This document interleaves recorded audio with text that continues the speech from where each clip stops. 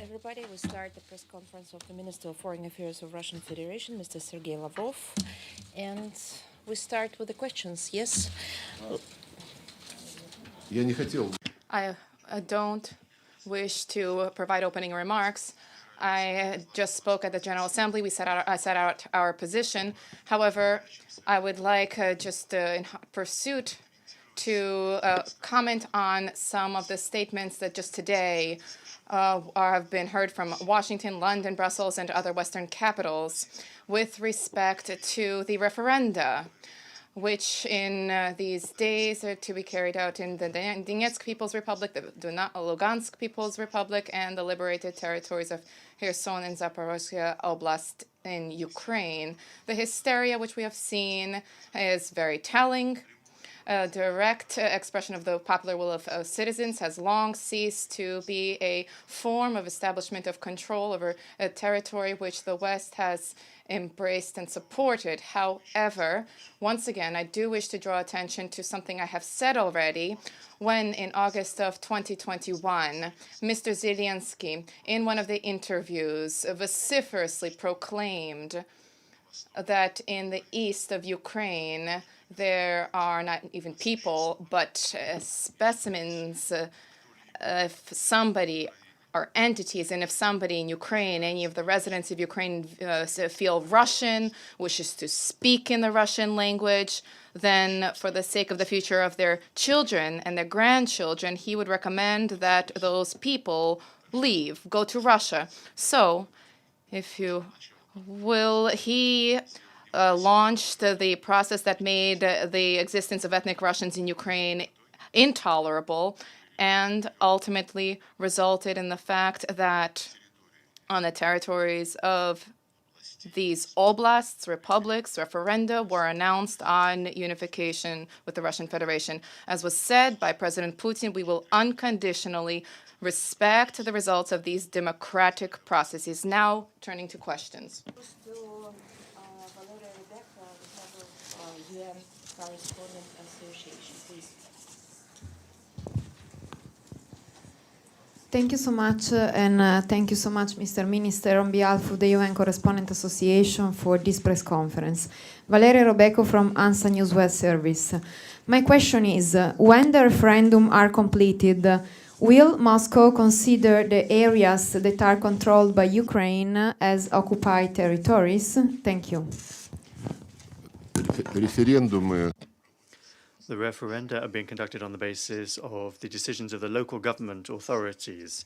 The conditions of those referenda have been published, and following those referenda, as I already said, Russia, of course, will respect the expression of the will of those people who, for many long years, have been suffering from the abuses of the neo-Nazi regime. Thank you very much, Maria. And thank you, Foreign Minister, for answering our questions. It's Pamela Falk from CBS News. Would you clarify your government's position on the use of nuclear weapons, since President Putin's comments on the use of everything in our disposal has led to a lot of interpretation? And would that defense be applicable to the new territories that may be incorporated into Russia after the referendum? Thank you. I wish to recall the following. It is very trendy now to use what is called cancel culture, to turn to cancel culture and to embrace it. This is actively being used by our Western colleagues, not just with respect to certain countries, certain politicians, but also it is being used with respect to historical events. The same way as in 2014, for example, all of our Western colleagues told us, look, we cannot accept annexation of Crimea. Why did you do this? And we tell them, think back. Why don't you remember what this all began with? There was a coup. There was a huge number of people who were killed. The putschists, having torn up the guarantees of Germany, France, and Poland, seized the administrative buildings. They began to pursue physically. They followed and ran after the then president. They wished to seize him. And the first statement of the putschists were demands to cancel the regional status of the Russian language, There were demands for Russians to leave Crimea. In Crimea, for the storm of the parliament of the peninsula, armed groups of people were deployed, and only then the Crimean people reacted with a referendum in the eastern oblast of Ukraine, responded with a refusal to recognize the results of the coup. But all of these events are something Western colleagues begin to analyze with what happened in Crimea, when there was no other option other than to support the sincere expression of will of Crimeans, 95% of whom voted categorically in favor of returning to of reunification with Russia, where they resided for centuries. The same with cancel culture. This has been seen in today's narrative, which has been unspooled regarding the question of nuclear weapons. Nobody remembers that in January, nobody mentions in January of this year, Zelensky, long before the launch of the special military operation, Zelensky announced in one of his statements, he spoke at length and continues to do so, saying that there was a great error for Ukraine to abandon nuclear weapons when the Soviet Union was collapsing. This issue was pushed in by him into a discussion with respect to how to resolve issues arising in Ukraine after the beginning of the special military operation. The then Minister for Foreign Affairs of France, Mr. Le Drian, also proclaimed that the Russian Federation needs to remember that France, too, has its nuclear weapons. This was unprovoked, and for this issue was not uttered by us at all.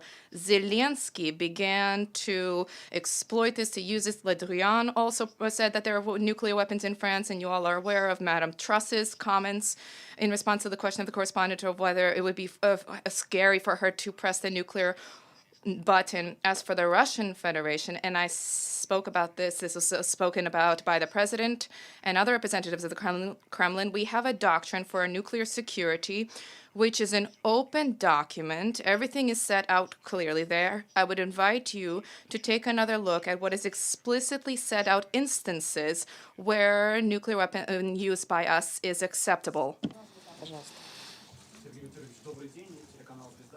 Good afternoon. This is your special correspondent.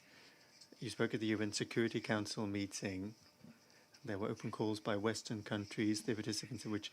Does this mean that you see them as a potential opponent? And how does this change the structure of relations with those countries? We heard that there are, for the time being, no plans to send forces in. And the second question is, you referred to the doctrine. If the referenda on unification with Russia are successfully conducted, would Russia have grounds for using nuclear weapons in accordance with that doctrine if there are attacks on those territories? The United States says that in that case, Russia would have an unavoidable strike. So serious. How serious does Russia take those threats, and does this transform the conflict in Ukraine into a third world war, as Alexander Vucic has said? Well, I would not here try to make any gloomy forecasts. The entire territory of the Russian Federation, which is enshrined and could be further enshrined in the constitution of the Russian Federation, unquestionably is under the full protection of the state. That is absolutely natural. And all of the laws, doctrines, concepts, and strategies of the Russian Federation apply to all of its territory. I haven't heard that the United States is already threatening strikes. I heard that President Biden said that if the referendum were conducted and their results were adopted, Russia would face some additional sanctions.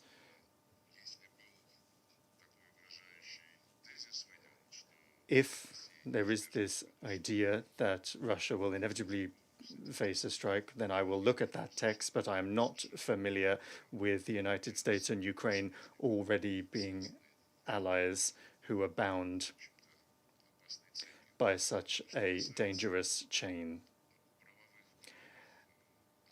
As for the legal aspects of the West's participation in this war,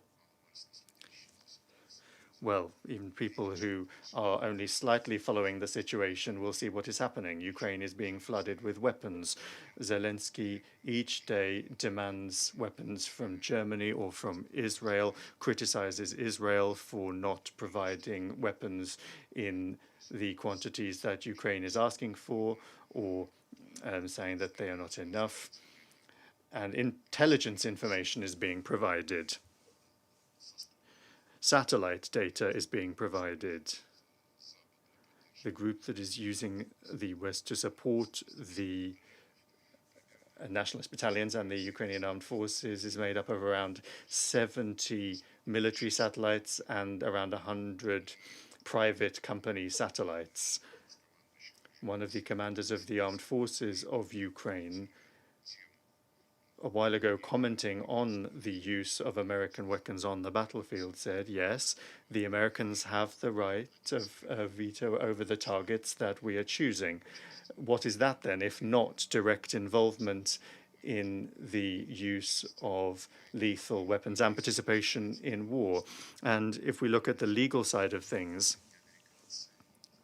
the Americans, NATO and the European Union say that they are not a party to the conflict. If that's true,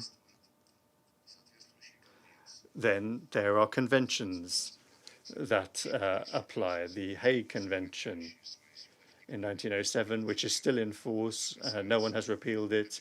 It pertains to the obligations of neutral powers in a naval war, and another one concerns a ground war.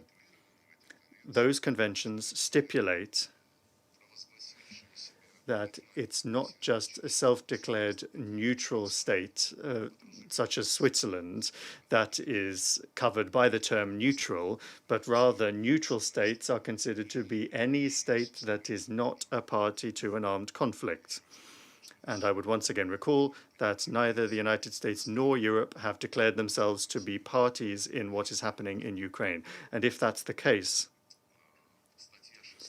then Article 6 of this Maritime Convention directly prohibits the supply by neutral states, those not participating in the conflict, of naval ships, munitions, and any military hardware to any of the belligerent parties. So in supplying weapons to Kyiv, the United States and the European Union and NATO cannot claim to have neutral status.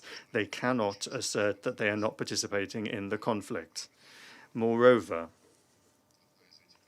one of those conventions, I believe the Ground War Convention, prohibits directly the establishing of recruitment points on the territory of neutral states, and you all know how the Ukrainian embassy and the consulate generals in Europe and in other countries are openly on their websites publishing invitations to join in the holy war against Russia. That is to say, they are engaged in direct mercantile activities, mercenary activities. In so doing, the Western countries that have allowed this to happen on their territory are also violating the Convention on Neutral Countries, and in so doing have proven that they are not observers, but rather are direct participants in the conflict.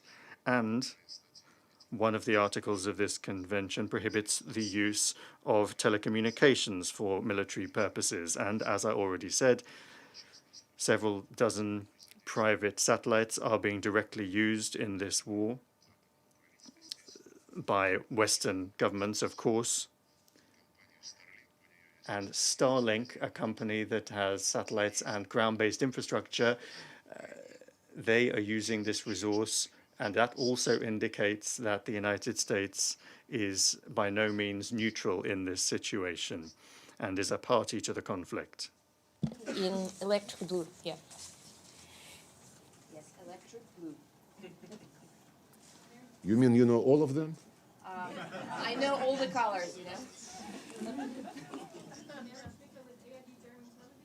Please take a mic. No, you put the mic under the mask. You know? Okay, now I am Maren Schmickler with German television, ARD.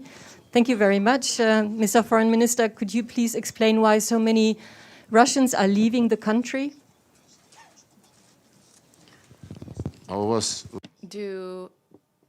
In Germany, have you not ratified the Convention of the Council of Europe on the rights of persons, which has freedom of movement?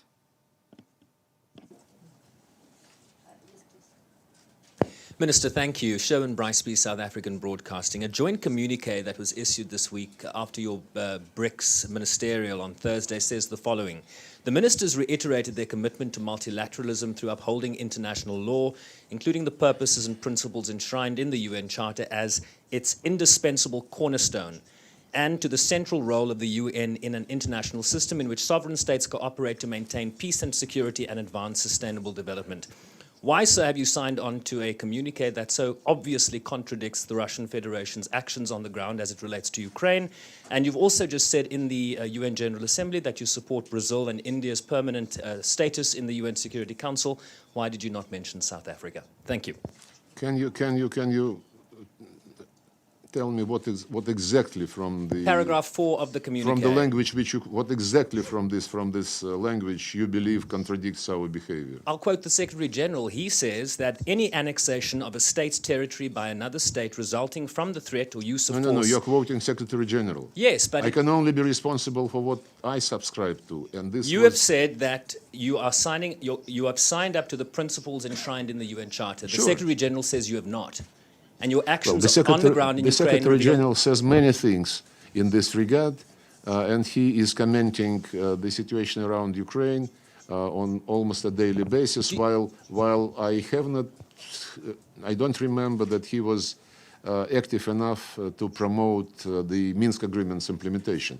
I will explain to the principles of the United Nations Charter provide for respect for sovereignty and territorial integrity of states. At the same time, they provide for respect for the right of people for self-determination. And the apparent conflict between these two concepts has been subject to many negotiations quite a long time. Soon after the United Nations was established, a process was started to develop the understanding of all the principles of the Charter. And in 1970, in the year 1970, by consensus, a declaration of the General Assembly was adopted on the principles of relations amongst states in line with the Charter of the United Nations, which had a separate section, the right of nations to self-determination. There was a separate section on territorial integrity. And so the conclusion that the General Assembly arrived at vis-a-vis the interpretation of the Charter of the United Nations is as follows. All states have an obligation to respect the sovereignty and territorial integrity of any states whose governments respect the principle of self-determination of peoples and whose governments represent all peoples residing on their territory. If somebody is to tell me now that after the coup in 2014 in Ukraine, after the prohibition on the Russian language, Russian education, Russian media outlets, after the putschists for many long years continued to bombard the territory whose population refused to recognize the results of the coup, if after all of this somebody dares to tell me that the clique which is sitting in Kyiv, the neo-Nazi regime seated there, pushing Nazi theory and practice in the legislation, that this regime represents the interests of the people in the east of Ukraine, I would probably simply smile, because for any impartial observer, it is absolutely clear that this regime completely fails to represent those people who feel themselves to be the bearers of the Russian language and the Russian culture. Everything is a Russian. Where a quote? If you wish to, I quoted, "If you wish to be Russian, then leave." Is this representation of the interests of the people? Of course, the Secretary General has the right to make statements. This is his statement, and I signed on to what was approved at the ministerial meeting of BRICS. Indeed, there is a paragraph where we set out the fact that ministers took note of the approaches to the situation in Ukraine, which each country sets out in the relevant fora, including at the Security Council and the General Assembly of the United Nations, that is honest. Nobody says in unison. Everybody has different views. There are nuances. We simply took note with respect of those of us, the five, what we say at the international stage. Я же, вы же опять, вот видите, You see, about, again, cancel culture, you didn't quote me in full. I said that we view India and Brazil as strong candidates, given they are leading international players, as strong candidates for permanent membership of the Security Council, with the condition that at the same time, in the same way, the profile of Africa will be raised. I mentioned India and Brazil for a single reason. They have long officially advanced their candidatures. As for South Africa, the Republic of South Africa, this step has not been put forward. And African countries, members of the African Union, are committed to the Eswatini consensus that was arrived at many years ago, and this is their collective position. However, addressing the question of expansion of the Security Council without meeting, reflecting the interests of Africans is not possible. Again, I emphasize that we are talking exclusively about expansion of the Security Council membership with the representatives of Asia, Africa, and Latin America. Because if we are to talk about an additional inclusion in the Security Council of Western countries, well, that would be humorous for a number of reasons. I will set aside the fact that they are all hostile, and the Russian Federation and the People's Republic of China to the Russian Federation and the People's Republic of China. But if we set aside political assessments, most importantly, any Western country, what will it provide that is new to the Security Council, to the table? Nothing, absolutely nothing. They cannot provide absolutely nothing. They are all following the orders of the United States, Germany, and Japan, who also announced their official candidatures. Just read what they are saying, what they are doing. And now, even if we step away from political assessments, setting them aside at the present moment, of the 15 members of the Security Council, 6 represent the Western group. Next year, there will be 7 because Japan will be added, whose policy, of course, is not an iota different from that of the United States. Добрый день, Илья Петренко.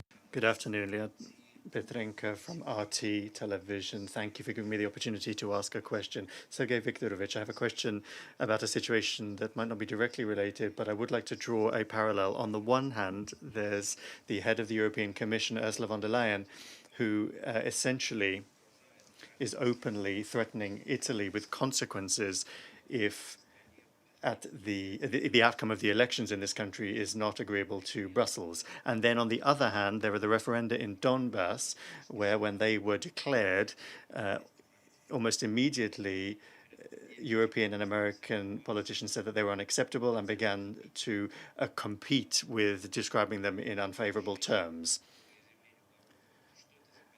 What is this approach to votes from the people, and how does one react to that? It's high-handedness, it's arrogance, it's all-powerfulness, this feeling of being all-powerful and a sense of one's own exceptionality, exclusivity, in that they are the only ones who have a right to judge. What Ursula von der Leyen said about the Italian elections was extremely high-handed, because such threats is something I do not recall any EU leader making in the past. But in principle, the European Union is becoming an authoritarian, harsh, dictatorial entity. This is no secret. Everybody is already well aware of this. But each year, on the margins of the General Assembly, we have many bilateral meetings. And this year, as in previous years, there was a planned meeting with the President of Cyprus, Mr. Anastasiades. Upon his request, we included him in the schedule at a time that was convenient to him. That schedule was published both on our side and the Cypriot side.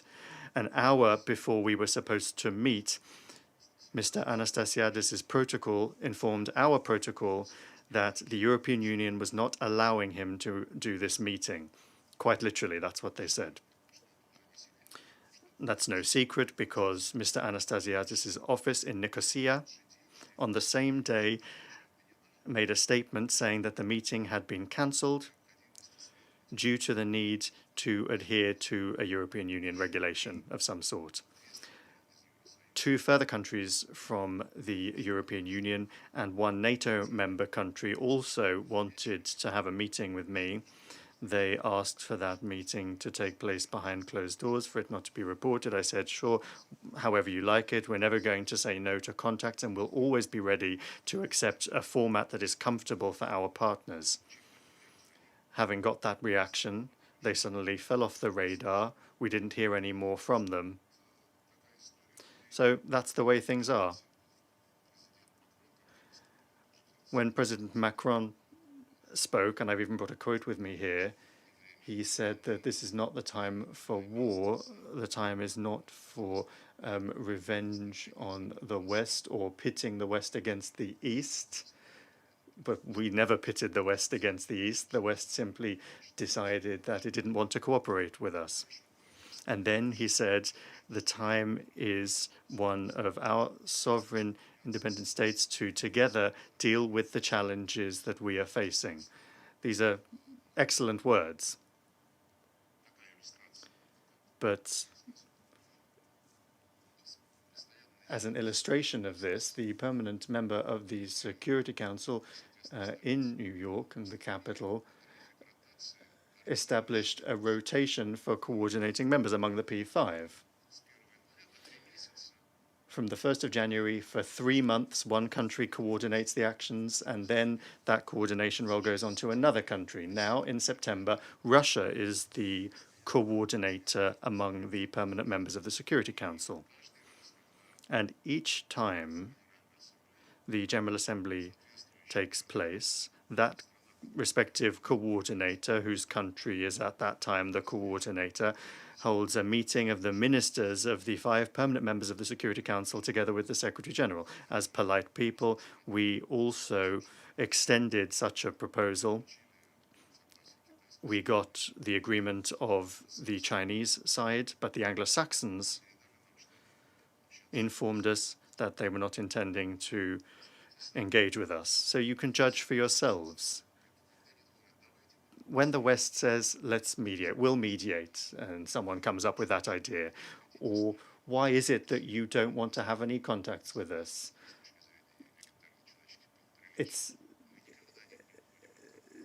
We've never stepped away from contacts. Everything has been destroyed and continues to be destroyed by Washington and London instantly, more and more actively, as well as Brussels and the European Union. And on the subject of the referenda, well, double standards, as you said. You'll remember how the West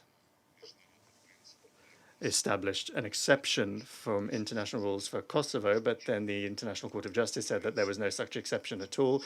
And then, in principle, after Kosovo, it was declared that any part of the territory of any country has the right to determine their own future without the consent of the central authorities.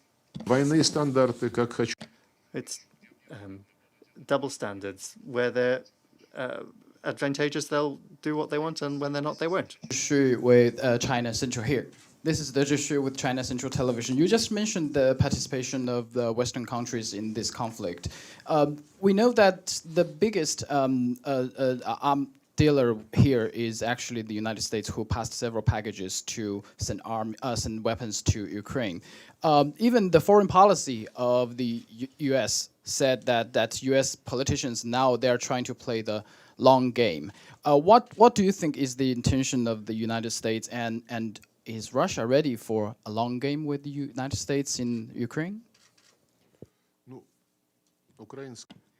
Well, the Ukrainian game has been ongoing for quite some time now. I would recall that back in 2003, When the latest elections were held in Ukraine, the preparations were underway at the time. Western politicians, officials, the Minister for Foreign Ministers, including the Belgian Foreign Minister, I remember this perfectly well. He explicitly proclaimed that Ukrainians during those elections need to determine who they were with Russia or with Europe.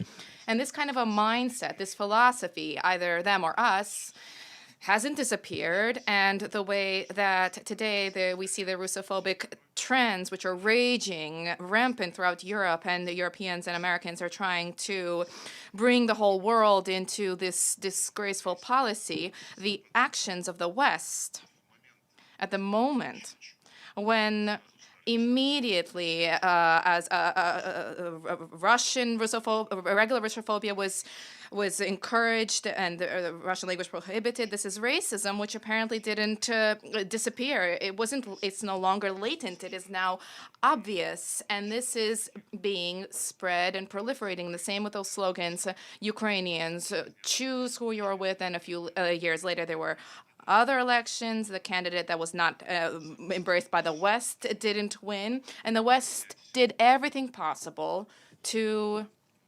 raise a wave in Ukraine and to compel its subordinate Ukrainian officials to hand over the issue to the Constitutional Court. And the Constitutional Court, which is supposed to protect the Constitution, set out a third round of elections, which is not enshrined in the Constitution, and the necessary candidate for the United States was then selected.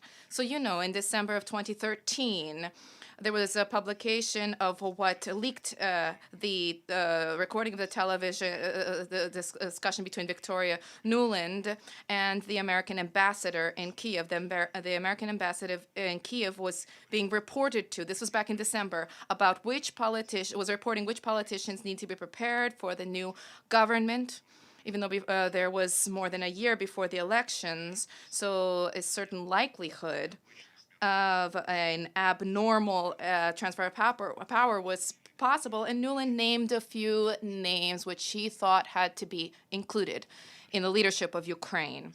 And to this, the U.S. ambassador in Kyiv said, well, this specific individual, he is not supported by the European Union. Do you remember what she answered? Fuck the EU. So this is the relationship. This is the truth. And the relationship today is the same. The whole coup, the turnaround with Germany, France, and Poland signed on, their ministers signed on to a guarantee of the creation of a government of national unity, which would deal with preparations for early elections in 5 to 6 months. During those elections, the opposition would certainly have won. But instead of complying with the agreement, and at least respecting the authority of European countries who placed their authority at stake, the following morning, they didn't wait very long. The next morning, they seized administrative buildings, and then at the square, they proclaimed, "Celebrate, congratulate us! We created a government of victors, not of national unity, but a government of victors." There's a big difference here, and this was something that was seen repeatedly. The fact that the United States views the current situation around Ukraine as some kind of a yardstick by which their capacity will be measured to remain a hegemon. This is absolutely clear to me. I'm not comparing the situations. However, when the United States launched their aggressive misadventures in Yugoslavia, in Iraq, in Libya, when they invaded Syria without any right to do so, and Afghanistan, by the way, also, they announced areas of their interest in areas tens of thousands of miles from American shores. And in parallel with these processes, when they sowed chaos everywhere to then have the American fished out of those muddy waters, they advanced NATO eastward, and further eastward. NATO, a defensive alliance. When the Soviet Union existed, when there was a Warsaw Pact, when the Berlin Wall was up, a concrete wall and an imagined wall between the two blocks, yes, it was understood that they were defensive. They were defending themselves from, as they viewed the aggressive Soviet Union, the Warsaw Pact. But then there's no longer a Soviet Union, no Warsaw Pact, and they're now defending themselves tens of thousands of kilometers from the line that was then understood. They simply decide, okay, we will defend ourselves here, then we will defend ourselves there. They announced that NATO, now as a defensive alliance, is accountable for security in the Indo-Pacific region, as they put it. So the next line of defense of NATO, the line of protection, will be the South China Sea. I have no doubt about that. Today I spoke about this during the general debate. How long will this situation go on? I won't guess. President was asked, and the response was, we see our purposes which were proclaimed. We are working towards the achievement of those goals. We have a new meme on TikTok. Please. New what? A new meme. Да, уже? Yeah. EU, something about EU and sex. Thank you. Thank you, Minister Lavrov. Michelle Nichols with Reuters. We've heard Russia's explanation for its invasion of Ukraine, but could you tell us what the end game is? Is the end game to overthrow the government in Kyiv? And how much pressure is Russia coming under from China to end this war? The goals of the operation have been set in President Putin's statement on the 24th of February. We cannot tolerate. Tell me, for example, and I try to allude to some of the things which are absolutely intolerable. If imagine for a second, Reuters, right? If Ireland prohibited English in schools, in communications, in movie theaters, or if Belgium did the same to the French language, or Finland to the Swedish. Can you imagine any of these developments? I can't. But it would have been considered outrageous immediately, and there would have been a scandal and action, I have no slightest doubt, not to allow this to happen. But in case of Ukraine, for long, long years, the policy to eliminate anything Russian never drew any attention from media outlets in the West. And not only media outlets. We have been presenting these cases and calling for some action in OSCE, Council of Europe, United Nations, in relations between Russia and NATO, which at that time existed, in our contacts with the European Union, zero. Just like in the previous decades, after the Soviet Union disappeared, our insistence that European Union must end discrimination of Russians in Latvia and Estonia were not heeded at all. Absolutely. We have very deep conviction that our Western neighbors have racist instincts vis-à-vis Russia as a country, Russia as a nation. If you have any fact which will disprove what I am just saying about discrimination of Russians in Estonia, Latvia, and in Ukraine, where legislation was passed prohibiting everything, then of course we can discuss what analysis you might offer. So you call it aggression, you call it annexation. You're right. My answer is very simple. Don't try to judge from your office or from New York. Go to Crimea, talk to the people.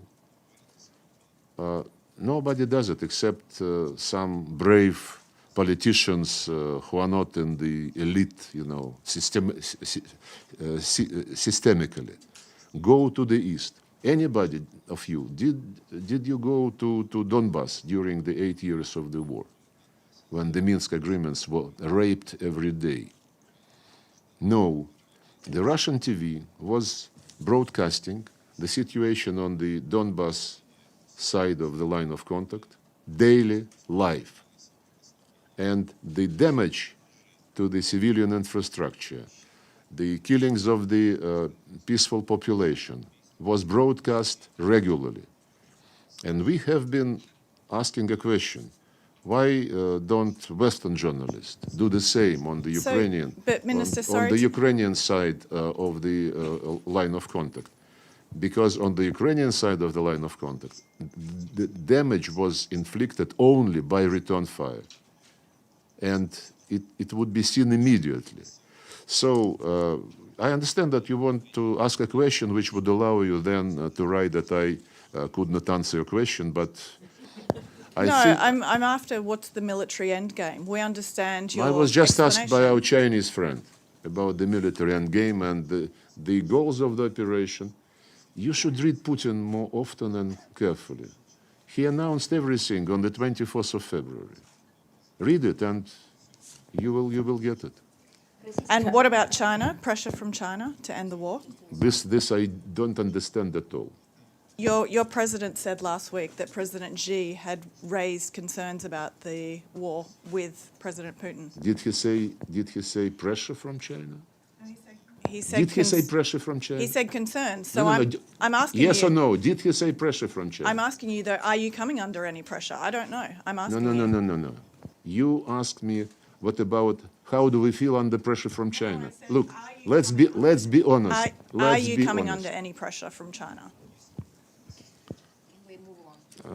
Look, you may tell your readers, listeners, viewers that I avoided to answer your question.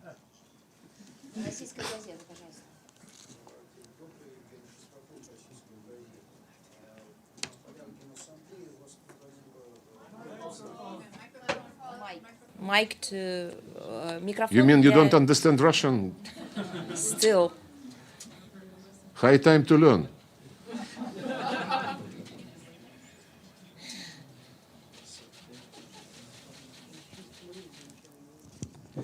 Sorry. Sergey Viktorovich, on the margins of the General Assembly, you've had many different meetings with your colleagues from Africa. Could you please tell us, during those talks, first of all, did you discuss the situation surrounding Ukrainian grain and Russian fertilizer, which is in European ports and which our now probably former Western partners are refusing to release to these poor countries? And second question, from your point of view, are there any new tracks or new areas that have emerged during discussions of these issues with American partners? And in general, in your point of view, how is the dialogue with African countries developing? Is there anything new or interesting that we don't yet know about? Yes, we spoke with many African colleagues. We spoke first and foremost about our bilateral relations with each of the African countries. We have growing trade and investment activity, although, of course, the overall figures are still a long way behind the Europeans and particularly behind Chinese companies, but the prospects are very promising. We have a lot of projects and a lot of plans, and we are putting together a robust package of agreements for the second Russia-Africa summit, which we plan to hold in the middle of next year.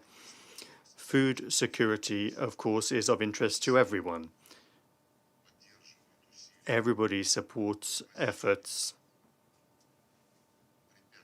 to end the barriers that have been erected by the European Union, London, and Washington in respect of the export of Russian fertilizer and grain. Everybody welcomed the package deal, which, upon the initiative of the Secretary General, was concluded on the 22nd of July in Istanbul, and which at long last forced Zelensky to demine Ukrainian ports. He had been refusing to do that since March. In March, Russia and Turkey proposed that he let through those ships that he was holding hostage because of security concerns in international waters to the Bosphorus Gulf. That was agreed to finally, and Ukrainian grain did leave. However, the poorest countries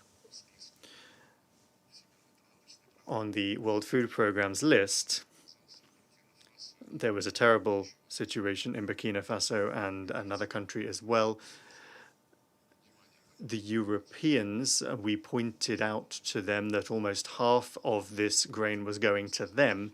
We were told that it would then be reshipped to African countries. But nevertheless, one way or another, it is operating. As for the Russian side of the deal, the Russian part of the deal, neither food nor fertilizer as a heading is as a line is indicated in the sanctions of the European Union and the United States, but other things are mentioned. For example, Russian vessels docking in European ports, the docking of foreign vessels in Russian ports. Sanctions are imposed on Rossельхозbank, the main agricultural bank in the country, which services the lion's share of all fertilizer and food deals and transactions. And of course, against the backdrop of these threats, that the West is flying around left, right, and center, the insurance rate for our vessels has increased fourfold. The Secretary General, in that part of the 22nd of July agreement that pertains to Russian grain, is obliged to get the European Union and the United States to lift these obstacles.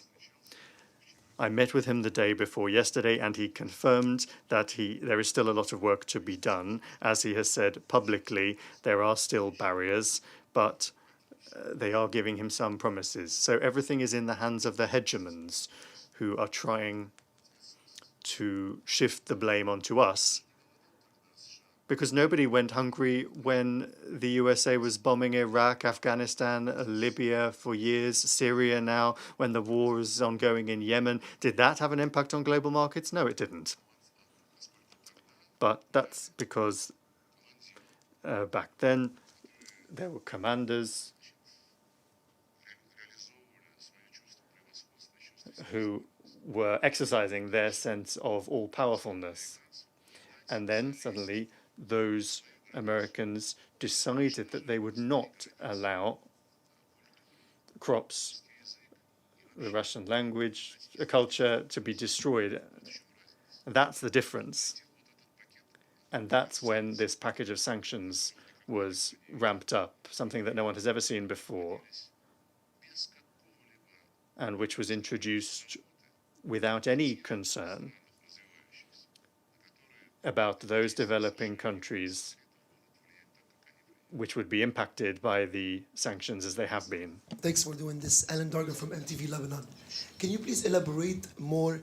What's the role of the Saudis and the Turkish in easing the crisis? They showed will to join forces maybe to help maybe solve this big crisis that's happening between these two nations.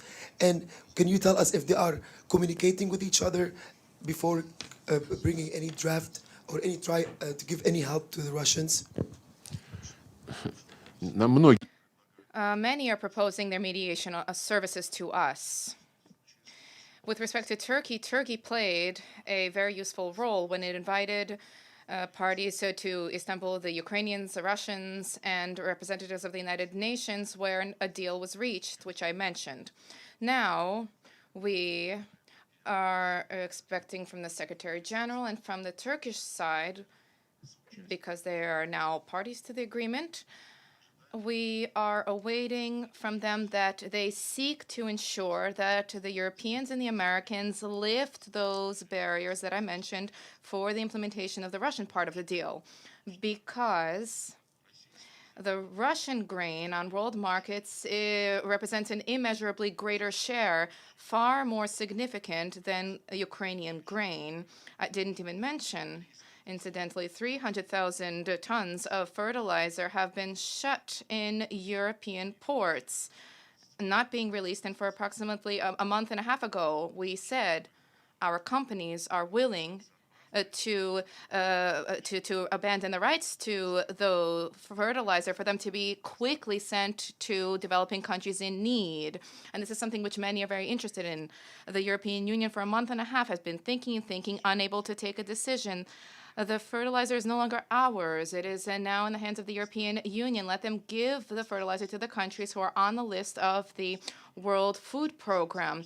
Turning to Saudi Arabia, there was an announcement that the Crown Prince Mohammed bin Salman participated in the agreement on the details of an exchange that was held.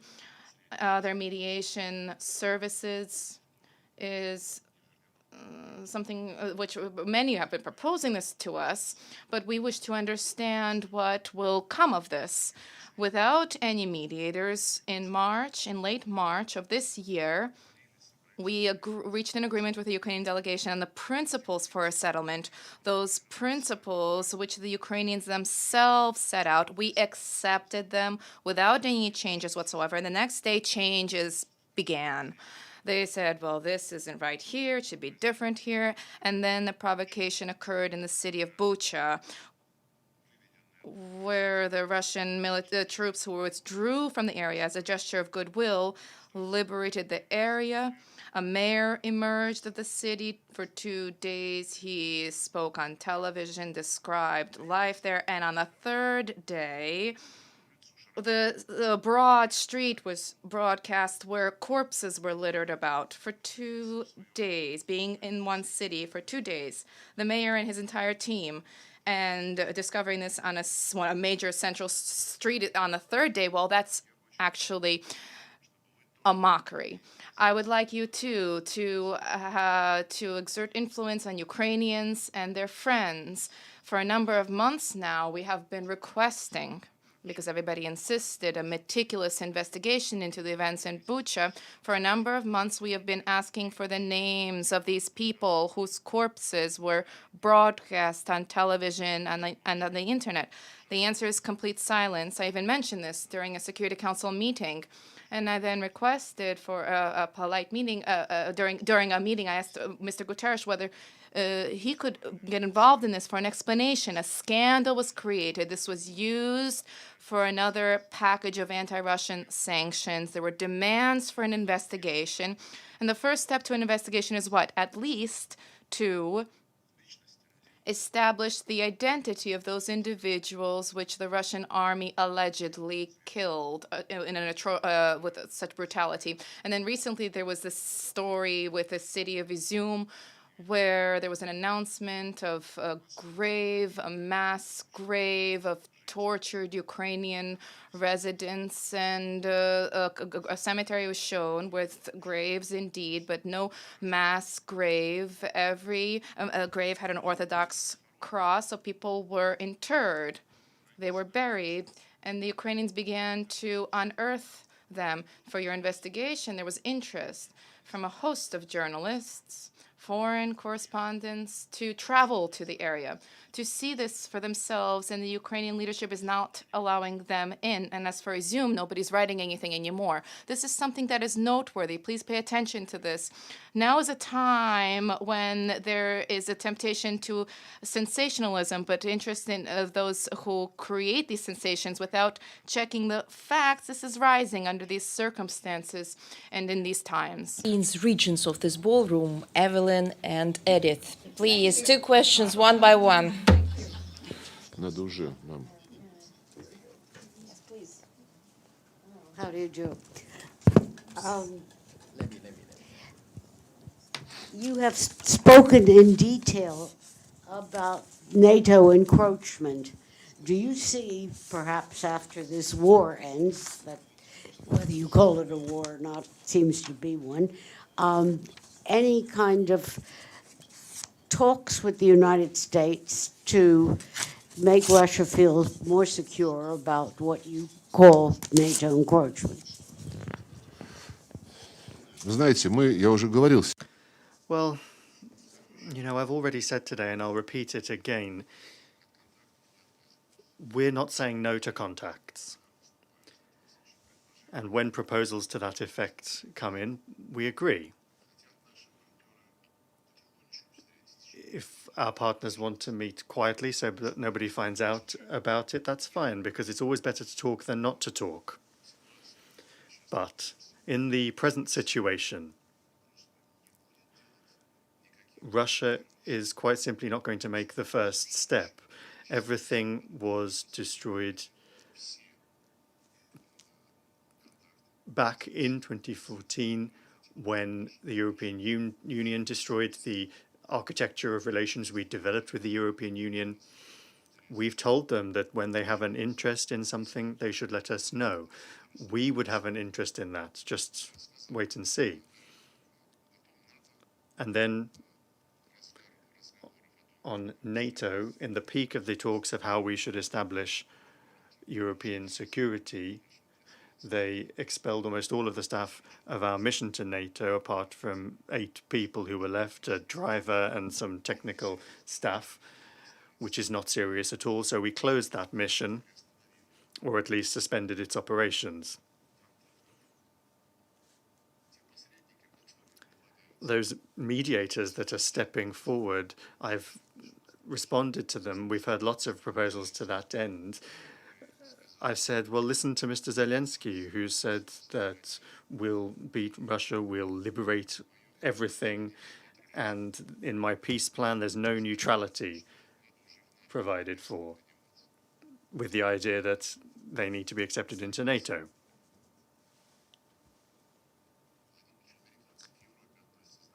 Do you know how the Americans view Europe? There was a phrase that the Ukrainian nationalists started saying a long time ago. Ukraine is Europe, but I think the Americans would like to say the opposite. They'd like to say Europe is Ukraine.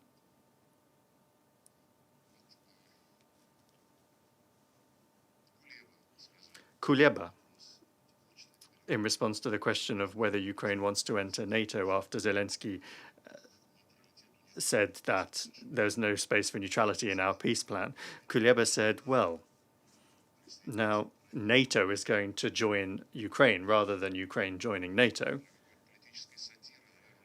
maybe for political satire. That is a promising thing.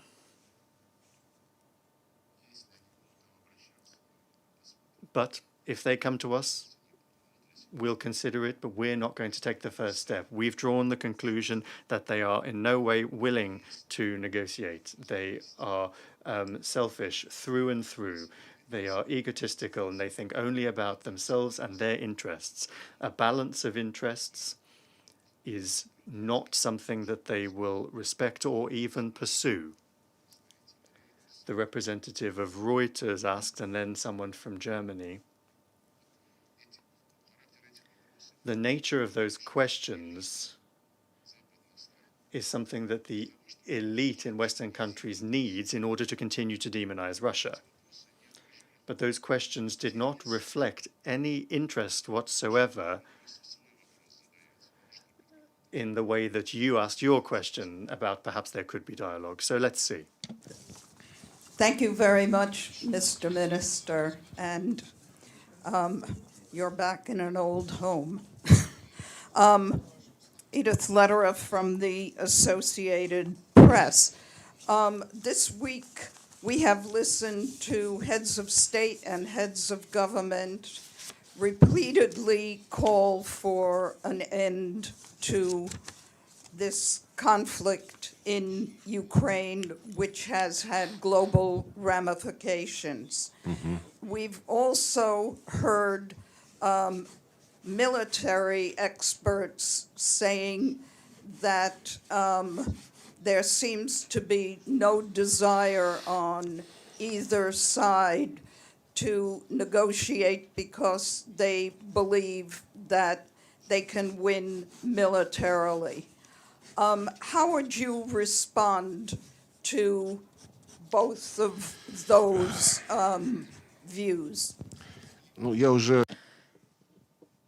I've already responded partially. I will once again state, soon after the launch of our operation, the Ukrainian side proposed the beginning of negotiations to find a way to settle the situation. We consented.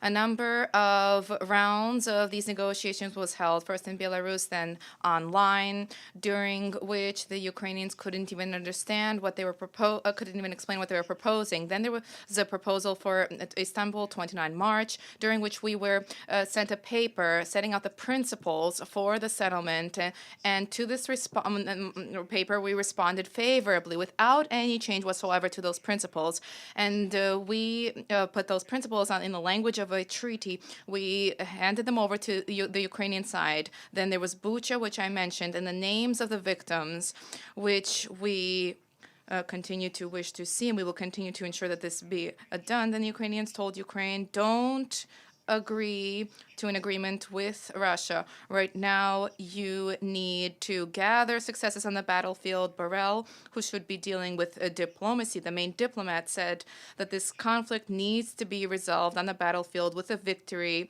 of Ukraine. Take a listen. Well, you listened to Boris Johnson before, but now listen to Liz Truss. They all say approximately the same thing. And NATO, everything else. And Crimea needs to be taken away.